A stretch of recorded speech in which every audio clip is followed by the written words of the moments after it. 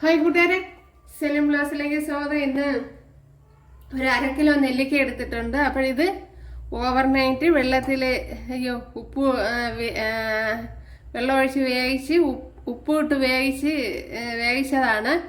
അപ്പോഴിത് 2-3 ദിവസം കൊണ്ട് ഇങ്ങനെ ഉപ്പ് വെള്ളത്തിൽ കിടക്കുകയാണ്. അപ്പോൾ വേവിച്ച് വെച്ചിരുന്നതാണ് എന്തല്ല.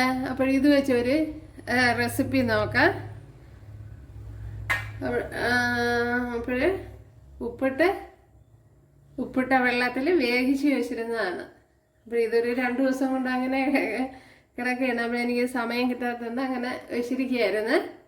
അപ്പോൾ ഇന്ന് അത് വെച്ചൊരു റെസിപ്പി ചെയ്യാം. ഇവിടെ 2 ടേബിൾ സ്പൂൺ വെളിച്ചെണ്ണ ഒഴിച്ചു കൊടുത്തിട്ടുണ്ട്. അപ്പോഴേ നിങ്ങൾ ചെയ്യുമ്പോഴത്തേന് നല്ലെണ്ണയിൽ തന്നെ ചെയ്യുക, അല്ലെങ്കിൽ പെട്ടെന്ന് പൂപ്പലുണ്ടാവുക. നല്ലെണ്ണയിലും അതെല്ലാം വിനാഗിരിയൊക്കെ ഒഴിച്ച് ചെയ്യുക. ഞാൻ ഇപ്പം വെളിച്ചെണ്ണയാണ് എടുത്തിരിക്കുന്നത്. ഇവിടെ ഇപ്പോൾ 1-2 ദിവസമൊക്കെ ഇരിക്കുമല്ലോ, അത് കഴിയുമ്പോൾ അങ്ങ് തീരും. അതുകൊണ്ടാണ്. അതുപോലെ എൻ്റെ കയ്യിലിപ്പോൾ നല്ലെണ്ണ ഇല്ല, അതുകൊണ്ടാണ്. അവിടെ നല്ലെണ്ണയിൽ തന്നെ ചെയ്യുക. അതൊന്ന് കുറെ കൂടെ ഹെൽത്തി ആയിട്ടുള്ള രീതിയിൽ നല്ലെണ്ണയിൽ ചെയ്യുന്നതാണ്. ഇപ്പോഴൊരു 2 ടേബിൾ സ്പൂൺ കടുക് ഇട്ട് കൊടുത്തിട്ടുണ്ട്. 2 ടേബിൾ സ്പൂൺ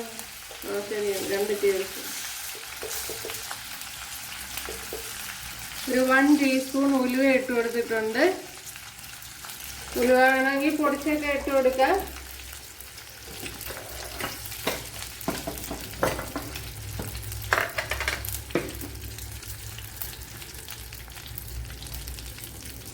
ഇപ്പോൾ സവാള ചേർന്നുള്ള ഒരു നെല്ലിക്ക അച്ചാർ ഞാൻ നേരത്തെ ഇട്ടിട്ടുണ്ട്. അത് നല്ല ടേസ്റ്റാണ്. അപ്പോൾ എല്ലാവരും ഒന്ന് സെർച്ച് ചെയ്ത് നോക്കുക, കിട്ടും. സെലിൻ ബ്ലോഗ്സ് നെല്ലിക്ക അച്ചാർ ഒന്ന് ടൈപ്പ് ചെയ്താൽ മതി, കിട്ടും. നല്ല ടേസ്റ്റാണ്. അപ്പോൾ ഒരു പ്രാവശ്യമെങ്കിലും ചെയ്ത് നോക്കണം. അപ്പോൾ തീർച്ചയായിട്ടും ഇഷ്ടപ്പെടും.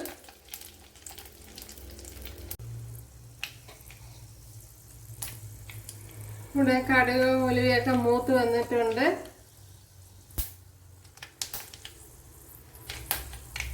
ഇതിലേക്കിനി 7-8 വെളുത്തുള്ളി എടുത്തിട്ടുണ്ട്. അപ്പോൾ 8 എണ്ണത്തിനേക്കാളും കൂടുതലൊക്കെ ഇട്ട് കൊടുക്കാം.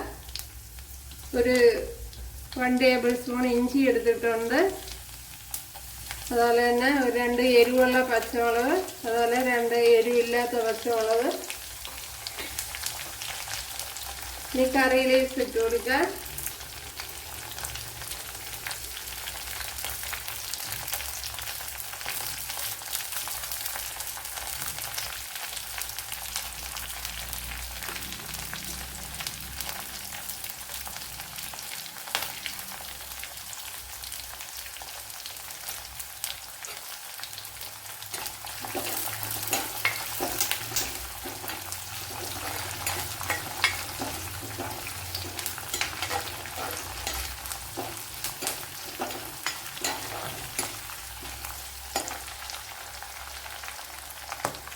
ഇവിടെ ഇപ്പോഴേ ഇതൊക്കെ വെളുത്തുള്ളിയും ഇതൊക്കെ നല്ല മൂത്ത് വന്നിട്ടുണ്ട്. അതിലേക്ക് 2 വറ്റൽമുളക് ഇട്ട് കൊടുത്തിട്ടുണ്ട്.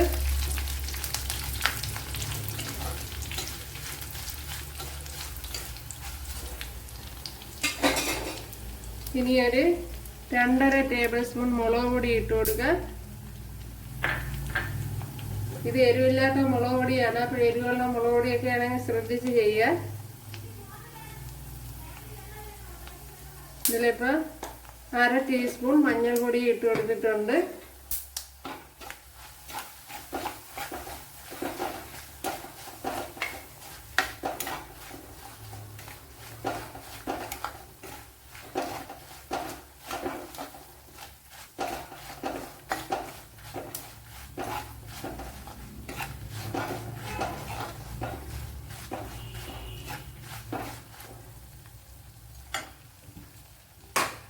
ഇവിടെ ഇപ്പോൾ അരപ്പിൻ്റെ പച്ചമണമൊക്കെ മാറി വന്നിട്ടുണ്ട്.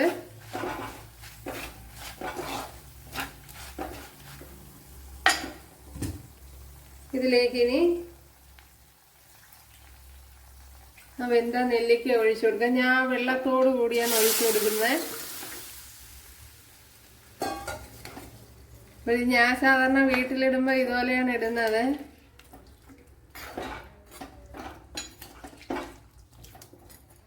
കുറച്ച് വെള്ളം ഞാൻ മാറ്റിയിട്ടുണ്ട്, ബാക്കി വെള്ളമെല്ലാം ഒഴിച്ചു കൊടുത്തിട്ടുണ്ട്.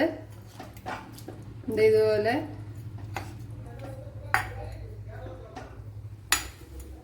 ഇനി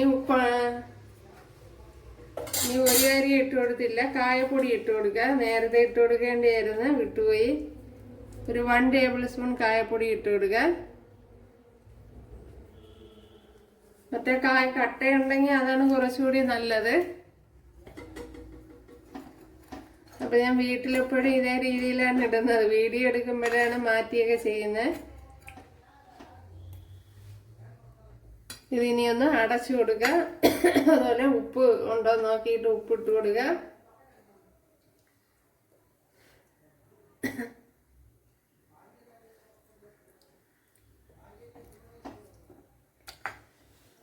അപ്പോഴിത് ഉപ്പും വെള്ളവും കൂടെ ഒഴിച്ച് വേവിച്ചതാണ് നെല്ലിക്ക. രണ്ടും ഒരുമിച്ച് വേവിച്ചതാണ്. എന്നിട്ട് അതിൽ ഒരു ദിവസം രാത്രി ഇട്ടിരിക്കണം. ഇട്ടിരുന്നിട്ട് അടുത്ത ദിവസം എടുത്ത് ഇതുപോലെ അച്ചാറിടാം. അപ്പോൾ ഇതിപ്പോൾ 2 ദിവസം എനിക്ക് സമയമില്ലാത്തതുകൊണ്ട് 2 ദിവസം ഉപ്പിലങ്ങനെ കിടന്നു, ഉപ്പുവെള്ളത്തിലങ്ങനെ കിടക്കുകയായിരുന്നു. അപ്പോഴാ വെള്ളമാണ് ഞാൻ എടുത്തിട്ടുള്ളത്.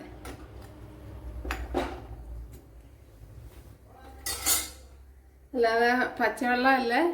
അതൊക്കെ ഇതൊന്ന് അടച്ചു കൊടുത്തിട്ടുണ്ട്. കോഴിയുടെ എല്ലാം തിളച്ച് ഇതുപോലെ കുറുകി വന്നിട്ടുണ്ട്. ഉണ്ടല്ലേ.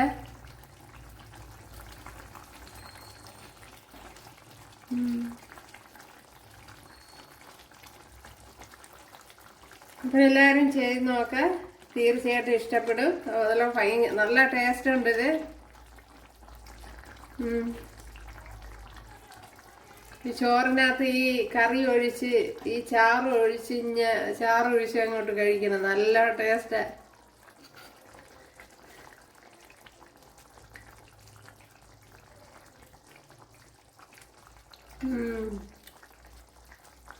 സൂപ്പർ, എന്തായാലും പൊളിയാ. അപ്പോഴെല്ലാവരും ചെയ്ത് നോക്കുക. ഇഷ്ടമായാൽ സബ്സ്ക്രൈബ് ചെയ്യുക, എനിക്കൊരു സപ്പോർട്ടാവും. അപ്പോഴടുത്തൊരു വീഡിയോ ആയിട്ട് കാണാമെന്ന് പറഞ്ഞുകൊണ്ട് എല്ലാവർക്കും താങ്ക്സ്.